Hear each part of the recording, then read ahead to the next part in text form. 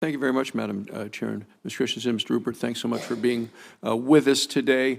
I have a couple of questions. The National Interagency Fire Center's outlook for the summer of 2018 largely contained positive news for Wyoming. We all know how quickly on-the-ground conditions can change. Across Wyoming, we've had above-average snowpack and spring runoff, which has contributed to what's been labeled as below normal fire potential. But higher precipitation, as you know, can often mean rapid grass growth that can dry, and by August we have trouble.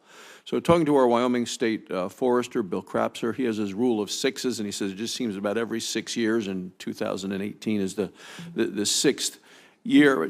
Wyoming is going to see fire this year, and questions remain about forest health, effective use of resources, improving coordination among agency partners, and how we can best do that. And a lot of it comes down to the millions of acres of the ecosystem across the West affected by pine beetle, bark beetles. We're no stranger to die-offs, and you are, and either of these standing dead trees continue to pose significant threats. You've both identified the need to reduce hazardous fuels. Both agencies have tools to take preventive action, including those provided in the recent omnibus funding bill. So in places like Wyoming, where a lower intensity fire season is expected, but it may happen otherwise, do your agencies have the flexibility that you need to take advantage of certain years and adapt fuels treatments as the year goes on in real time to increase preventive measures to kind of get ahead of the curve in terms of all this standing fuel? Senator, thank you for that really good question. And I don't mean to burst your bubble, but the white on the map that Senator Cantwell put up doesn't mean it's below normal. It means it's normal conditions. So that we still will see fires on the white part. But yes, you don't have as much red in Wyoming. So you're exactly right. We have to use every tool in the toolbox for treating these hazardous fuels. That is mechanical treatments, but is also using fire when we are in control of fire, because fire will help reduce fuel loads in many of these ecosystems, and sometimes they need both.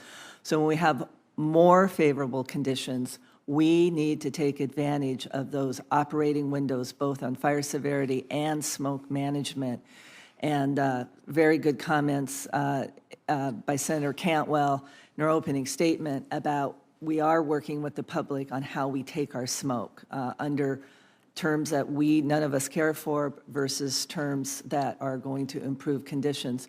So we just had a 2-hour call with all of our leadership across the country about how we deploy resources, not only for fires, for wildfire response, but for hazardous fuel and other important treatments. So we're on that, and states are a critical part of that discussion as well.